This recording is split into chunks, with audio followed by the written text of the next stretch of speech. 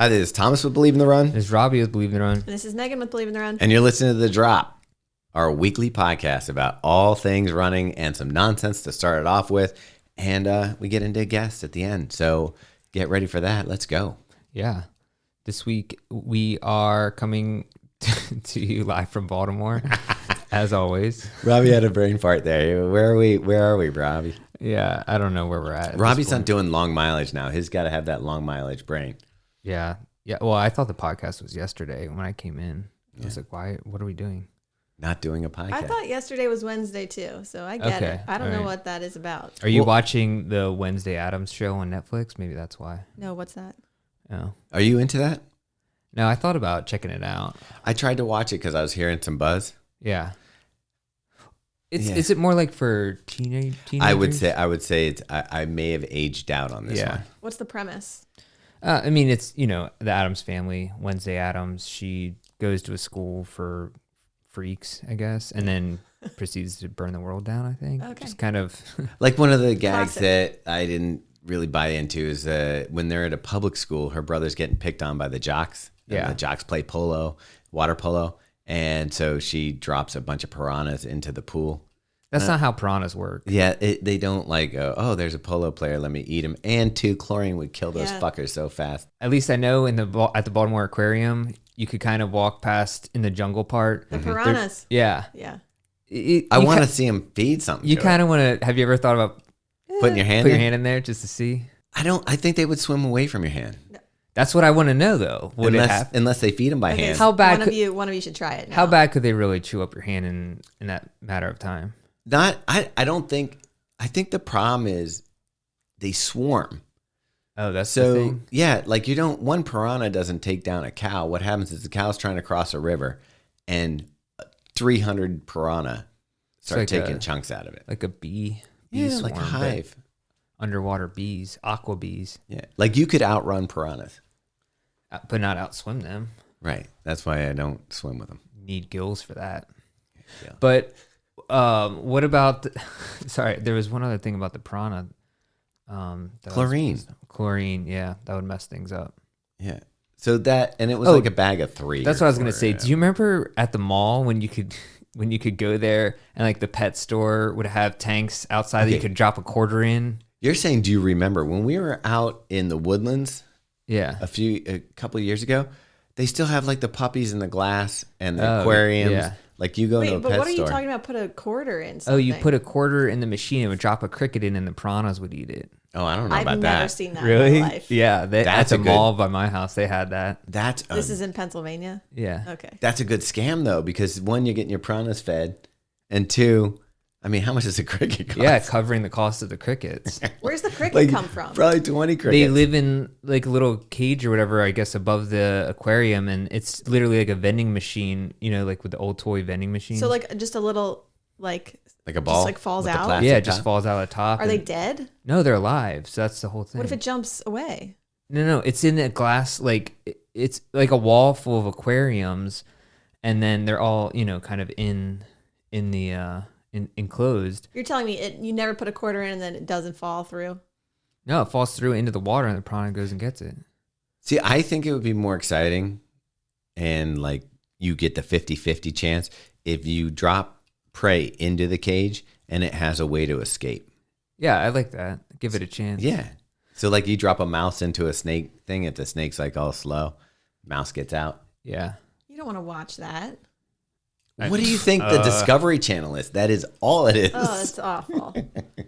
Yeah, one time I was at this was when I was on tour, and we were staying somewhere. There's this really bad ice storm, and 3 people showed up to this show, and we needed a place to stay. And was that more than normal? average, especially for Iowa. And we ended up driving back to these crazy girls' apartment. Their cat clawed like one of our drummer's arm up. It was wild. Oh, because she was so hammered, she was falling down the stairs and she threw her cat in the air, and my drummer tried to catch it and just like clawed his arm up. Okay, there was 2 sides. Meg, was there anything that was reasonable in that entire sequence of events? No, why was she throwing her cat? because she was holding it as she was going up her apartment stairs, and then she just was so hammered she was falling backwards, and she just threw the cat in the air. So she didn't intentionally throw the cat. She was like trying to save it from crushing. No, it, she was trying to save herself. Oh, she. Yeah, so that was crazy. But then things just got weird, and she started thawing mice to feed her snake. But it was weird because she was just thawing mice in the microwave where we're eating your food. As weird as that is, my brother used to have a snake, so I. Yeah, I mean, it was just a weird sequence of events. All these things happening. I was gonna say, have you ever adopted something that happens either in a book or in a movie, and you think that you were there for it, but you then realize it was in a book or a movie? Oh yeah. Okay. Do you remember the movie where what was his name? Tom Green had a snake in the thing, and he's like telling the snake to eat the mouse. Yeah. Is that Freddy Got Fingered? No, it was a good movie, actually. He was not that Road Trip. Oh, Road Trip. Oh, yeah. Right. And so I was just, when you were telling that story, I was like, oh, yeah, I've seen that before. I was there. I was like, wait a second. That was the movie Road Trip. Anyways, that was a wild time. I won't even I'll tell you afterwards the rest of it. But all that to say, mice, piranhas, rats. I think we've covered the full gamut of nature. We haven't. Yeah. I saw something this week. When I saw it, I immediately took a picture of it and I sent it to Robbie. And like, there's some things that you can't send pictures of to people, and this was one of them that you had to know your audience. Yeah. I found an exploded robot on the side of the road. Some very realistic wiring. Yeah. Basically, it was one of them pigeons. Head totally gone. It looked like it exploded. Robbie, we're going to have Brandon put a picture into it so they can see it. We'll blur out the violent parts. Or you just crop it. You can just tell from the feet. Yeah. It has dead looking feet. But yeah, I saw it on the road and I was like, I got to take a picture of this for Robbie, because like, when do you ever see a pigeon without a head? Yeah, it was. I wonder if there's a serial killer animal going around. Well, that's the thing. 2 blocks later, I found like just a wing, and that bird had both its wings. So this was a different bird that got separated. Oh, really? Yeah. So the wing thing was a whole. That was like on. Do you live on Grundy? Yeah. It was on like Grundy, and the other one was on Fagley. Yeah. Now everyone knows where I live. I'm gonna have so many podcast fans coming to my door. Yeah. Throwing cats. Yeah, there is a fox in the neighborhood though. Yeah, that's the thing. I saw that fox a couple weeks ago, like last month, and I wonder if that's what it was.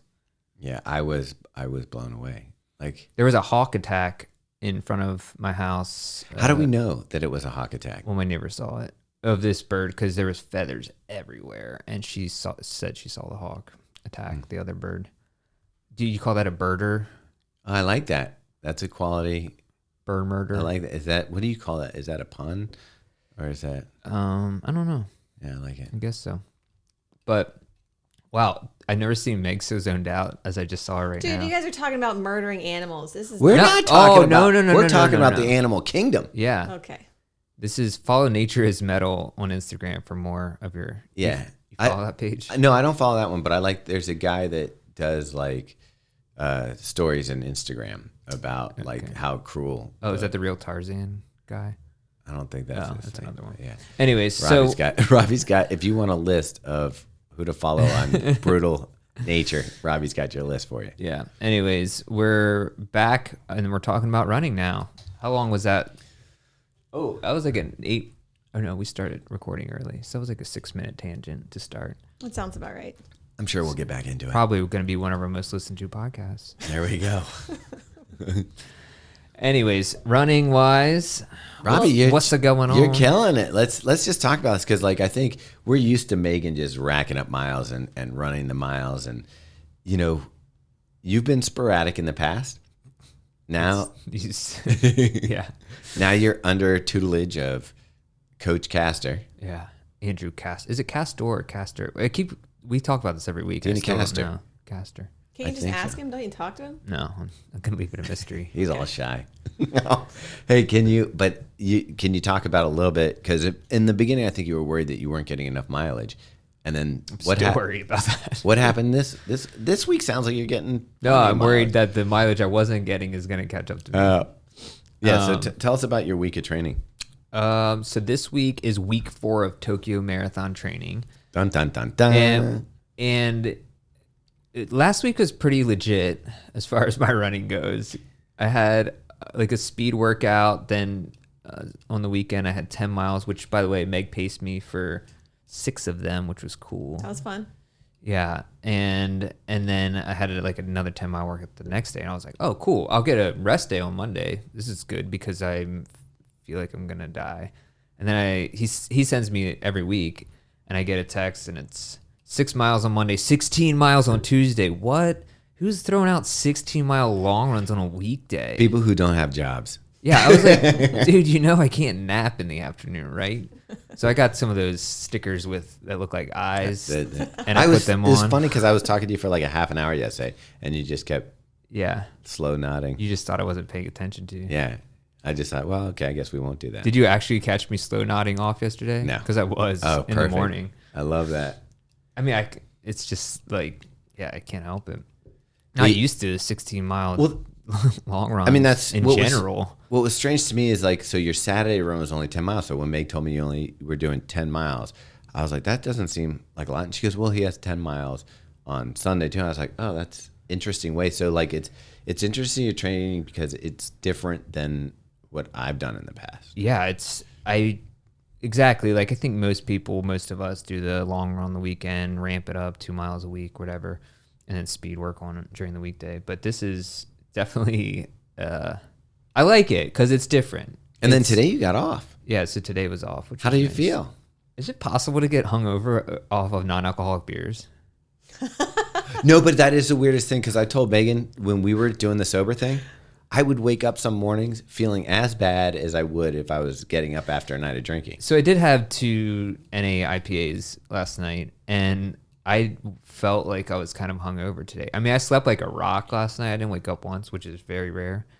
But I had like a headache this morning, kind of like, That could be dehydration. You're running a lot and you're not I drinking know, but water. I felt like I drank a lot of water It's yesterday. funny Probably not enough. You see how programmed Megan and I are? We're like dehydration. I was purposely drinking a lot of water yesterday, but I need that salt stick in my life. Yeah, you do. That's on the way. Yeah.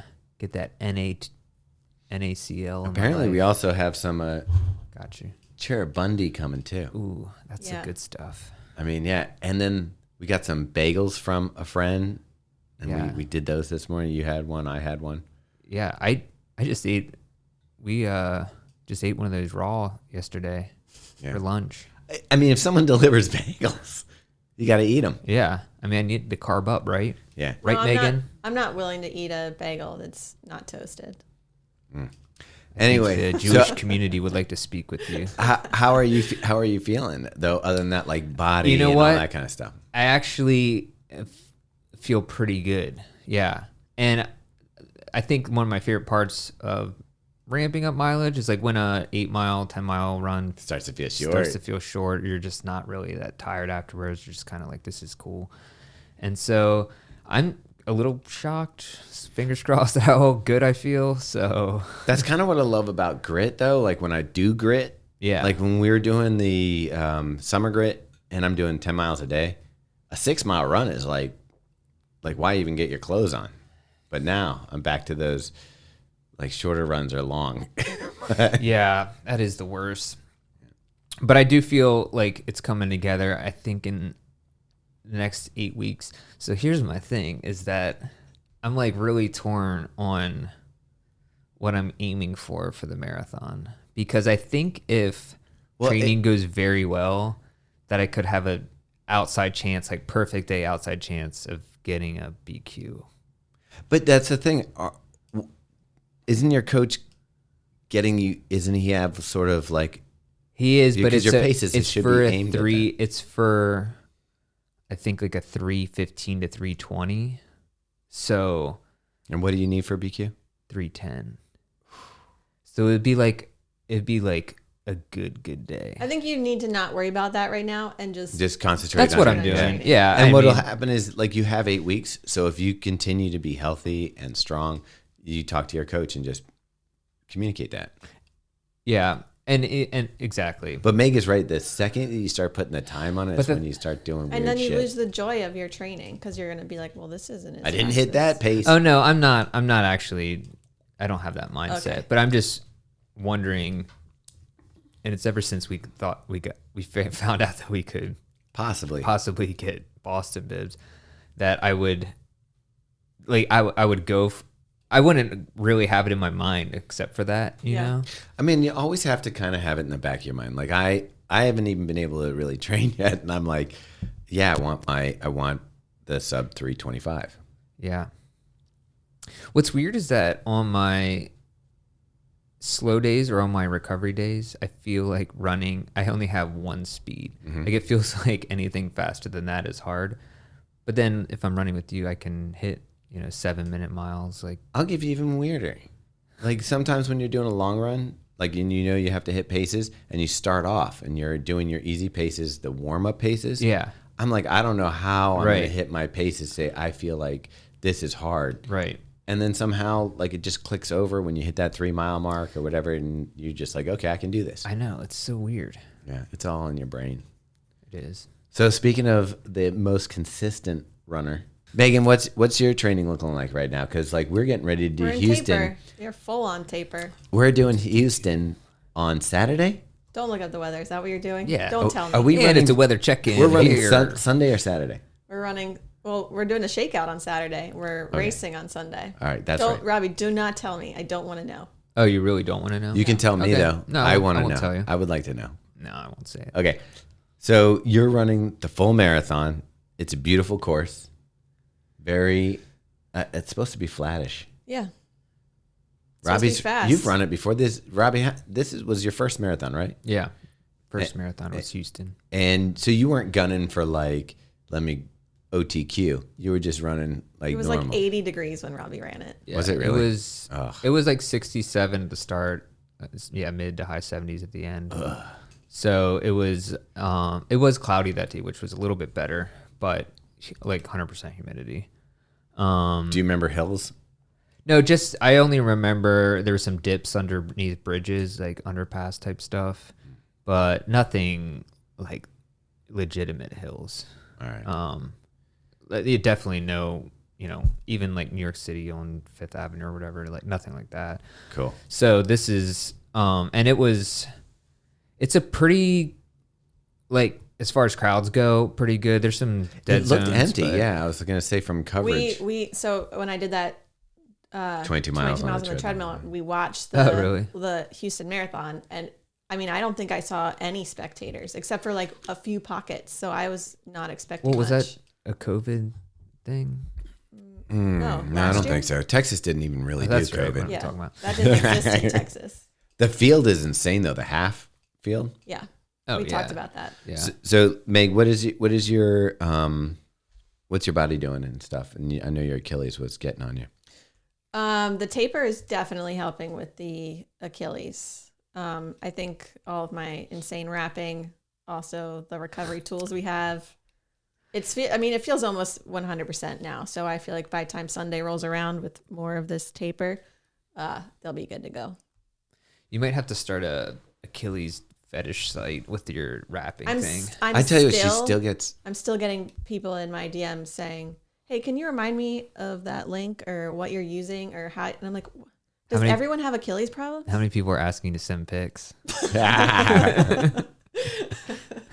I really need to see a picture of this to know exactly how it works. Can you send more than one? Super cute saran wrap Achilles legs. I have to tell you, I live with her, and it's not the cutest thing. Yeah, I believe it. But you also had a birthday. I did. That's right. Officially an important one. Officially in a new age group, that big 35. Oh, yeah. I think this has got to be the most terrifying age group for women's distance running. 35 to 40 is where all the studs are. Yeah. But, I mean, you're good under the BQ times. Can you transfer your 5 minutes over to me?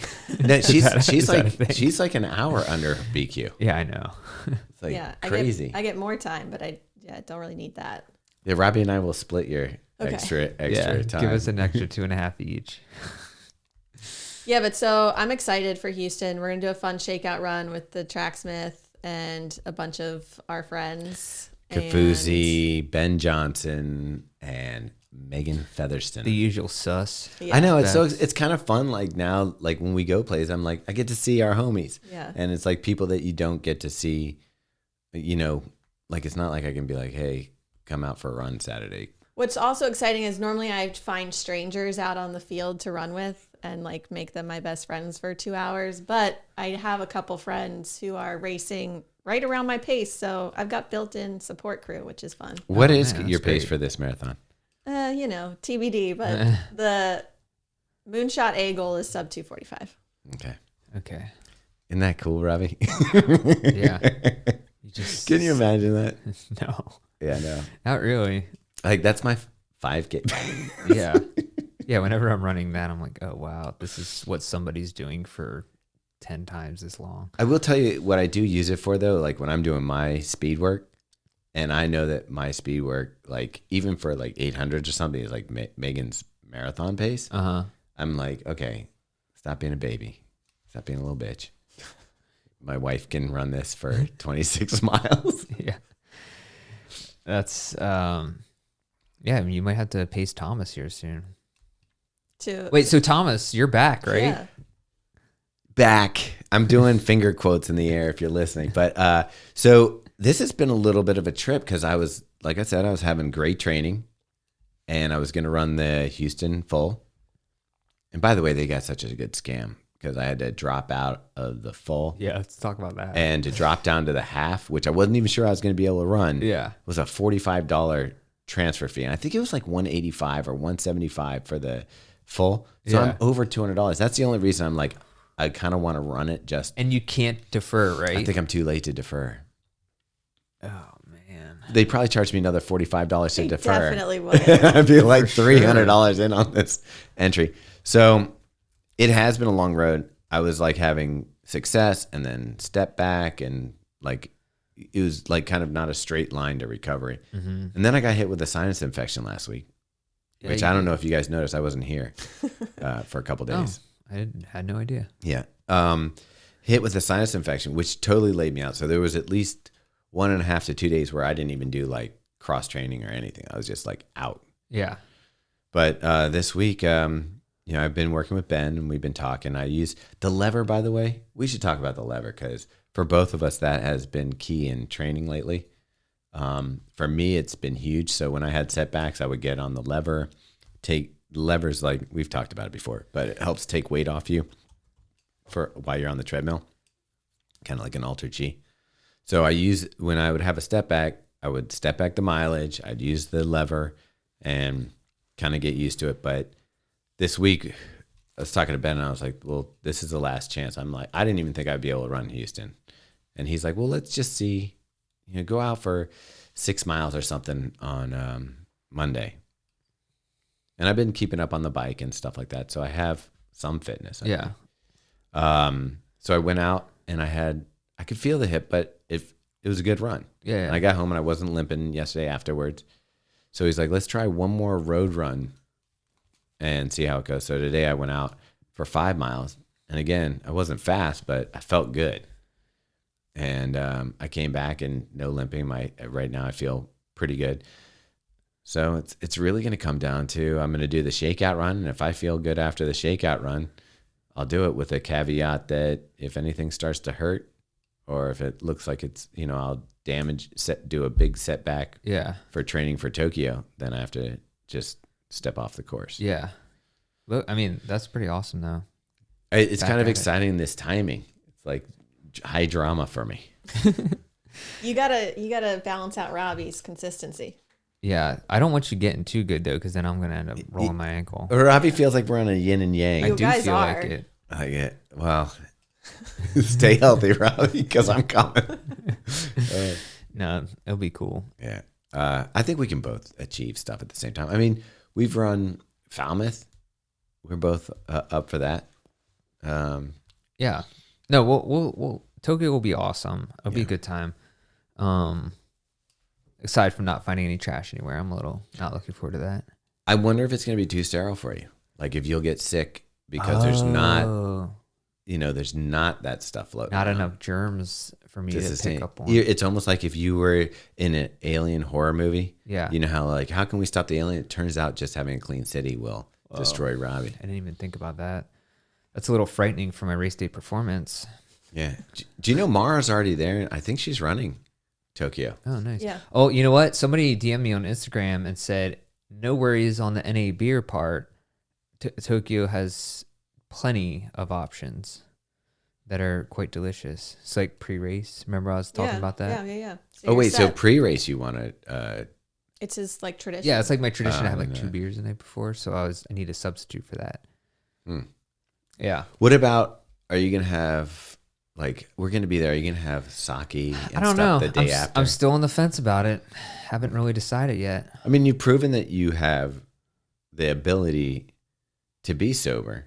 Yeah, no. Is it just the matter of now you feel like it's almost like grit where you're like, I'm stringing together? No, I don't like the idea. I don't like doing streaks for the sake of doing streaks. Never been someone to do that. So I think the only thing I have is that if we did a post-race thing or hang out at dinner, and even sometimes if I have just like a couple drinks, depending on what it is, if it hits me the wrong way, I feel like shit the next day. And it's like, while in Tokyo, do I want to waste a single hour or a few hours feeling like crap because I want to experience Tokyo for all it's worth? So it's like, to me, I don't know that. I feel you, but for me, experience, like, this is just a counterpoint. Like I agree with you that, like, hey, if we can feel good. But on the flip side, part of experiencing the culture for me will be to have fine sake, will be to have, maybe some of their Japanese whiskey. Like, I want to try Getting lost in an alley at 2 a.m. and getting your ass kicked by the Yakuza. It's just part of it. Yeah. I mean, hey, I would take that story in a heartbeat. Especially, I'm going to tell you, if that happens, GoPro that. Oh, yeah. I would. I kind of wanted to. But, yeah, so. Robbie's going to set it up. I don't know. We'll figure it out. Yeah. I mean, you don't have to, and I certainly won't have any pressure on you, but. Yeah, right. Nomititis for me.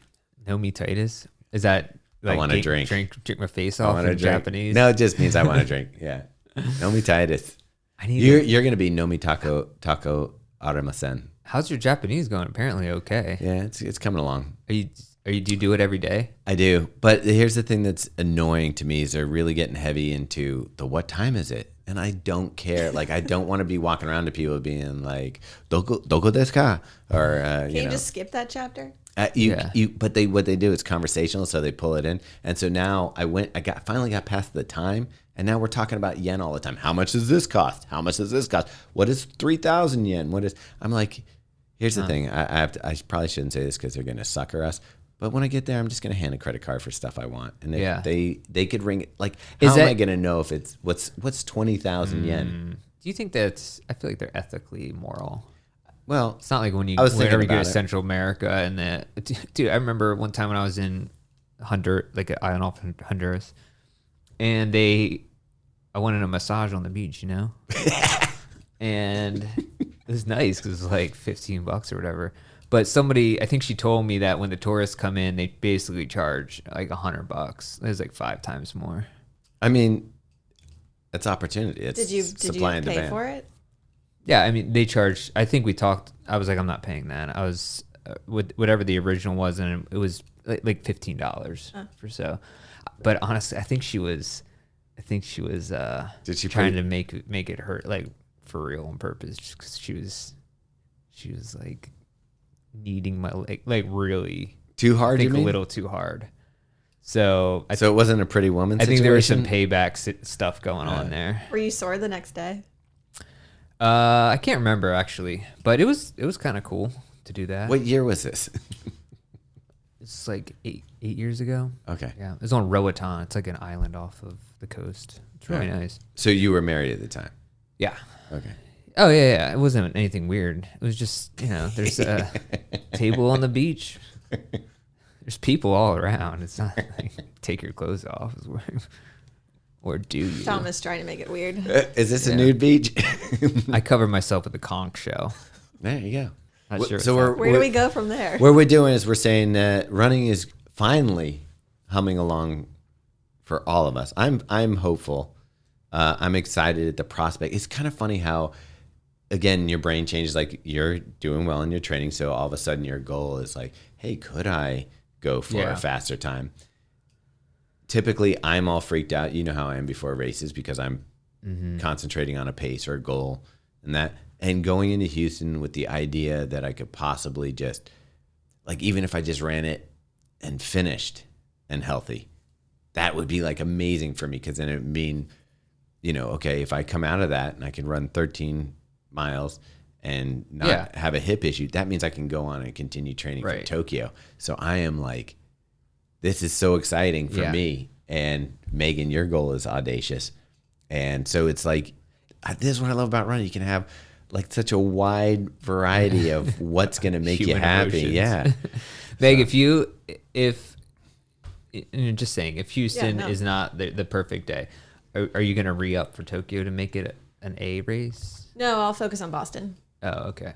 Gotcha. The only thing I am concerned about with Tokyo and getting too wrapped up in a goal there, I've never traveled so far. Yeah, and I've never in a new land with new rules, and it's an 18-hour flight.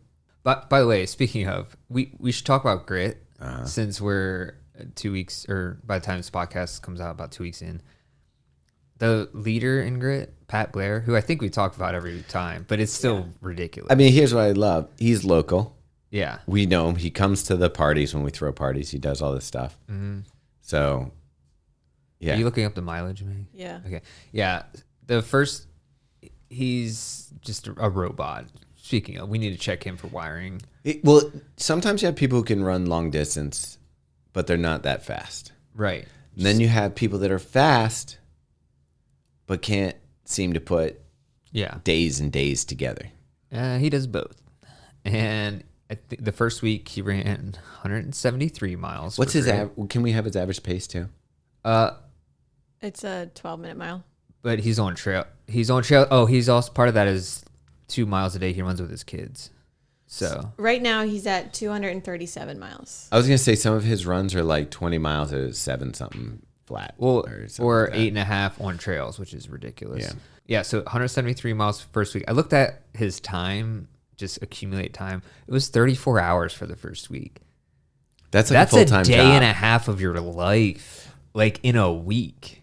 That's so much time. Wait. Does he sleep? Wait, you said 34 hours, right? Yeah. Am I insane? Is it a 40-hour work week? 40-hour work week, yeah. So it would be a full-time job. Yeah. Okay, and here's the weird thing. What times he start some of his runs? Before 4 a.m., a lot of them. 3:45. And then, time. like, you'll look and you'll be like, oh, congrats, Pat. You got 20 miles done. And then you'll see he does another, like, 6 in the evening. And he's doing with his kids. I think his kids are doing great unofficially, or maybe officially. I don't even know. They're doing like 2 miles a day. So they're going to get like 50 miles in. So far, they're beating me. True story.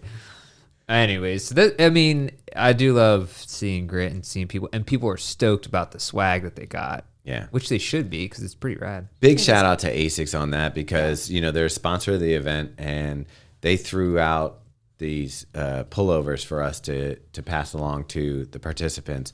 And people have loved them, and Nice. It's a really sweet. Like, I think about it now. You sign up for races, and Robbie talk about it. Like, half the time I just throw the shirt away because, like, it's like that crappy, like. Oh, dude, I would paint it my wall in the New York City Marathon. That was like for the New York City Marathon. That was not a great shirt. Yeah. And not only did you get the shirt, but we threw in the beanie and the hat. And I don't know. I love seeing the picture this week. Probably do a reel of all the people who posted their pictures of them wearing the gear, getting the gear. Yeah. But it's kind of makes that whole 2 days of packing worth it, doesn't it? It does, yeah. It was quite the 2 days of packing for sure. What's harder for you, doing a 16-mile run on a Tuesday or no question packing? Yeah, no question not even packing. close. I'd do 30 miles. And it's sad in a way, because I think, man, I'm a shell of my manual labor self. Yeah. That used to, do I love my favorite imagination Robbie Like I have a couple different ones. But, Imagination, Rob. Are they on your shelf? well, I picture Robbie as Forrest Gump in the shrimp boat. Like when you were cleaning boats. Yeah. That's what I picture you with like the rubber boots on, the jeans and a white beater on. It's not that far off. And I know you smoked cigarettes back then, so I see you being like one of those good old boys. Like I would have walked down the dock, and I know you get this. Like if I had been the dude in the polo and the boat shoes, and I would have seen Robbie, and I'd be like, oh, that guy probably thinks I'm a douche getting on my boat. Oh, dude, my buddy that I worked with, he would get so pissed all the time because half the time we're working, I'm trying to find, or at the end of the day or on lunch break, I'm trying to catch crabs off the pilings. And this one day, man, we hit the jackpot. It was, I guess they were just around. I got like 20 crabs and a soft shell crab and just ate good that night. So wait, when you get a soft shell crab, was your day made? Like it was like, yeah, oh because my God. I never caught a soft shell before, and it was sitting on the back of like one of the propellers of a boat. I thought it was 2 crabs because it had just molded, and so I got it with a net, and I was like, sick. I fried that up, put on a sandwich. It was so good. Do you even clean that, or Dude, does it just go straight my in? Instagram profile picture is that night. Okay, When I might was be time to update here. I know, right? It's like 8 years old, 10 years old. So wait, so when you catch a soft shell crab, do you have to clean it or anything, or did you just eat the whole thing? Yeah, it's kind of sad. You cut its face off. Okay. What about its lungs and the stuff that you normally get rid of? No, you keep that in there. So you just don't want to look at it. Yeah, you eat aside from the face. You eat. I mean, it's still alive, you know. I can't handle this episode. And then you eat it, and then you just fry it up and. Oh wow. Eat it. But, Okay, so here's the crazy thing. Like for people who don't know Maryland, like I think coming from California to Maryland, it took me a while to get used to the creepiness of crabs because they look like giant spiders. Yeah, and for you guys sure. get Sea all spiders. excited and you got like a pile in front of you and you're all hitting it with hammers and cracking it and eating them. And it took me about 10 years to get used to that. And then I saw a soft shell crab sandwich. It basically looks like a tarantula on a bun. Yeah, definitely. Have you had a soft shell crab sandwich? I tried it like one time and I was grossed out. Yeah. I mean, It just doesn't have the fact that you're like the lungs are in there, the mustard's in there, all that stuff that you clean out when you're eating it. yeah, I don't know. It tastes. I mean, I do like it a lot. It's been a while since I've had one, but yeah, the soft shell crabs are good, and then regular crabs, just steam them up. And I think people don't get it because you're like, oh, this takes so long for so little work. But that's not the point of eating crabs. No. It's to hang out and drink some beers and have a good time for like 3 hours. That's what switched it up for me. Is that one time I had a friend because I had to go to this bachelor party and they're like, we're gonna do crabs. I was like, crap, I'm really slow. It always hurts my fingers. He's like, nah. He's like, order a hamburger at the start. And because I literally was starved. Every time I went for crabs, I was starving because it took me so long to pick them. And I was getting like half the meat of everybody else. So I got a hamburger. And then he also tipped me off. And I know this is probably a no-no. But the drawn butter. Dipping it in that. It's fine. Once I got to that, I was like, okay, I get crabs. And pictures of beers, dirty hands, and hanging out with your friends. Then I'm down. There's nothing better than a beer with crabs on a summer day. It's the only time I'll drink beer. Oh, really? Yeah. Really? So wait, so this summer, if you're still on your non-alcoholic beverage, do you think you'll get like a pitcher of non-alc NA beer and wash it down? Yeah, it tastes the same. It tastes the same, really. Like the light athletic brew, it tastes the same as a Kolsch or whatever. All right. So, but yeah, that's all that to say. If you come to Maryland, we'll eat some crabs. Maybe we should do that next time. Like if we go out with say Kafuzi or Ben or something, we should just get a ton of crabs and have a crab feast. Well, yeah, Kafuzi does all that stuff where he eats stuff on camera, so I think it would be getting Mike to eat crabs could be quite the adventure. Yeah, we could do it. I mean, we could do it in my back patio area too. Yeah, just you're set up having a long table. You're going to be on Mike's live show this week, right? I think so. Yeah. So if you're on his live show, why don't you invite him to? I will. It'll be on before this. It'll be on before this, but so okay. Thursday, Robbie was on Mike's. We'll do an invite. All right. Have you seen these? Let's move on to shoes. Have I seen them? Yeah, I've worn them. Are you sure you've worn them? Asics Gel-Nimbus 25. You only have worn the whiteouts. I've only worn the white. Do you know how I know that?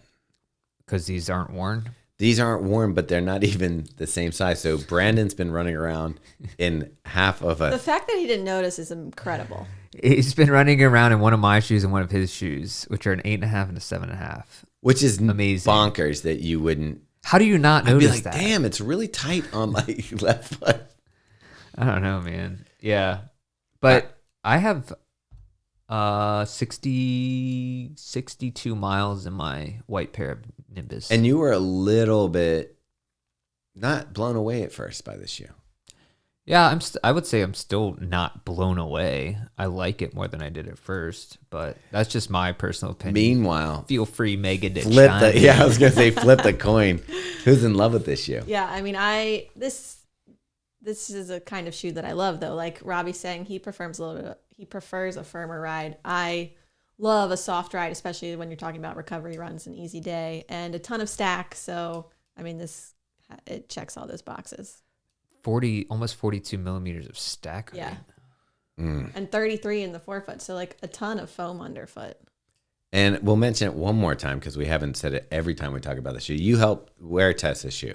Yeah. So I've had this shoe like over a year now. Cherry Blossom. Yeah. The week before or a month before Cherry Blossom. Which is in April.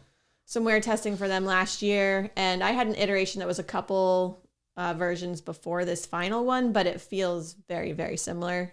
So the changes were pretty minimal, and I loved it then, and I love it now. I have to agree with me. This is such a comfortable shoe. Like this is a shoe. Like if people were saying to me, "Hey, I like to run," or if people were like, "I need a good walking shoe," like this shoe would nail it for like just comfort. It's super comfy. Robbie, do you at least agree with us that this is the best tongue ever? Oh, yeah, for sure. Okay. And I really like the colors here.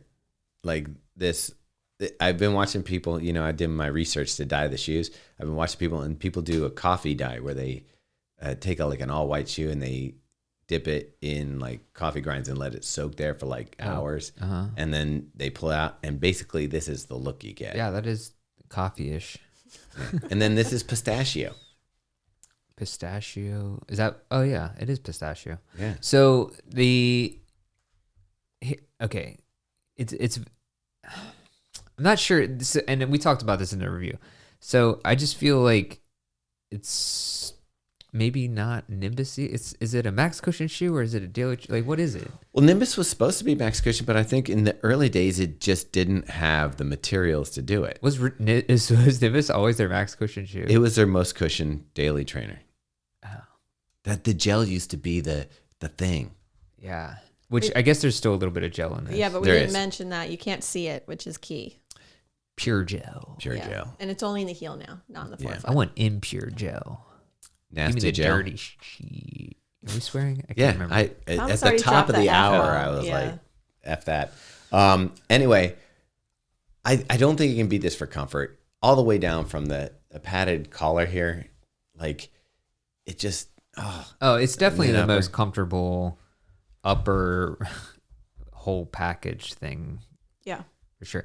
And I said it's in the video review. I don't love soft feeling shoes, so that's why I initially didn't like it. I felt like it has compressed to some degree over the last however many miles I've run. So Or Robbie's just putting more miles on his legs and is enjoying a little bit of comfort. maybe I will say I ran in it 16 miles yesterday, and my legs feel great today. So, Exactly. There you Boom. go. Yeah. One thing I would say is I normally for the Asics get a 10 for the daily trainer stuff because they've been running long. And I do a 10.5 for Metaspeed Sky Edge, for the race day shoes. This one, they gave me both the 10 and the 10.5 because I had the all whites in the 10. And then I got this colorway in 10.5. 10.5 fits me better. Oh, okay. Yeah, I mean, I wore the same size I always do. Yeah, same with me. I'm not sure what it is, but I'm thinking that maybe because this has the more padding and cushion in the collar area and stuff like that, maybe that just fills up the shoe a little bit more. I don't know. Gotcha. But if you're in between like I am, where sometimes you're a 10, sometimes you're a 10.5, this shoe fits better at the 10.5. So The Nimbus comes out February 1st. It's $160. $160 is... It's always been that. It's the same price as it was last year. Was it really? Yeah. Yeah. It's their premier daily Yes, that trainer. makes sense. Hey, Robbie, I got a question for you because I know, and then we can probably get on to the guest. Okay. But how's the Advil coming down? The Advil? Yeah. What do you mean? Are you dropping Advils? You eating them? I took some yesterday. I haven't been taking too many, but I took some. I was joking around with Megan today that it is the piece of essential gear that no runner talks about. Yeah. Yeah, I'll take some ibuprofen at times, but yeah, just keep taking my vitamins, trying to keep up on that. I did order some stuff from Running Warehouse yesterday. I ordered Goo Octanes. You don't like those? Ugh. I like those. That aftertaste in those. You prefer that over Morton? I prefer the price of them over Morton. That's what my question. Yeah. So. So I actually did both. So I got some Mortons. I applaud that Yeah. because I can't. I get sick of Morton's. So being able to switch it up, Yeah.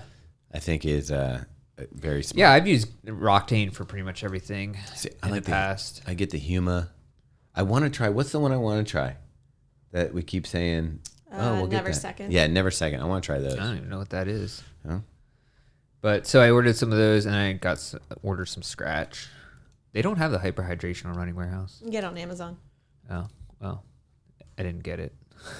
I just got the normal Scratch mix. With a hyperhydration, we will have an extra packet for you for Tokyo. Okay. And you really don't need it until the day before race. And if the race is going to be hot and humid. Like if it's a normal, if it's wintry day. If it's going to be 50 degrees and low humidity. I still do it. You do? Yeah. I didn't believe that. Okay. Never mind. We'll still do it. Mythbusters over here. I didn't even see. She must take it stealth because I'm over there cracking it against the table because it gets a little hard. Snorting it off the nightstand while her Achilles is wrapped up. Popping Advils. You'll be living in a tent in no time, Meg. Yeah. It's just a matter of time. Yeah. So. All right. I think we should probably. You did this interview. Oh yeah. So this interview this week is with Devin Yanko. She's an ultra runner. And she... Devin Yanko sounds like a boxer from Russia. Oh, yeah, like a Rocky kind of Who is Rocky fighting? antagonist. Devin Yanko. Yeah. He has murdered 5 men in the ring. Ivan Drago. It's pretty quick, pretty Is that similar. where I'm going? Okay. Yeah. But I didn't ask her if she's ever fought a boxer from Philadelphia before. Or a bear. Or a bear. Like ultra runners do have to do that sometimes. Didn't Dean Karnazes fight off a bear or something? Yeah, tall tales get told. That dude knows. Or did he milk things for all it's worth? Super nice guy, but he knows what he's doing. Is it possible he fell off a elliptigo? Yeah, possible. Have we ever started an intro that does not get completely derailed by Thomas? No. What? What about Robbie? So anyways, Devin Yanko, she is an ultra runner. She has won some pretty legit races in the past, including Leadville 100 in 2017. That is legit. Yeah, and she was diagnosed with lupus a few months ago and came back and won a 100-miler like a month after. It's kind of wild. So actually, the podcast is a lot of me learning about lupus. Yeah, because honestly, I wasn't really sure what it was. It sounded like I was just gonna say 18th century. Well, no, it sounds the kindest of all diseases. Like you would be friends with lupus. Yeah, it does actually. I think I brought that up actually. It's not scary sounding. I'm pretty sure I said that in the interview. Yeah, I think I said it just doesn't seem like that bad of a disease. It doesn't sound threatening. But it's an autoimmune disorder it's a big deal. And we talk about that a lot in the interview. So people are going to learn. Yeah, and it was cool. And she also talks about some things with sponsorship in the world of sponsorships these days. Speaking of sponsorships, right before we get to this interview, on that. you guys had talked about Camille while I was gone. Oh, and yeah. you found out she's not going with who you may have thought she was going with. Right. So What do you think about my theory, Kraft? I think that's a totally legit theory. Yeah. Okay, I mean, when that are we going to seems- get the announcement? I don't know. I thought it said mid-January. So If it's not, it's definitely not Adidas, as we found out. so who else do you think it could be if it's not Kraft and it's not Adidas? I thought it would be either Puma or like Puma. Actually, Puma's a good call. Puma too. is a major brand, and they're doing more with the trail running scene, and they also support women. Their women athletes I pretty do well. love the women. So it could be interesting to see, but I don't know. I guess right. we'll find out. All right, let's bring on Devin. All right.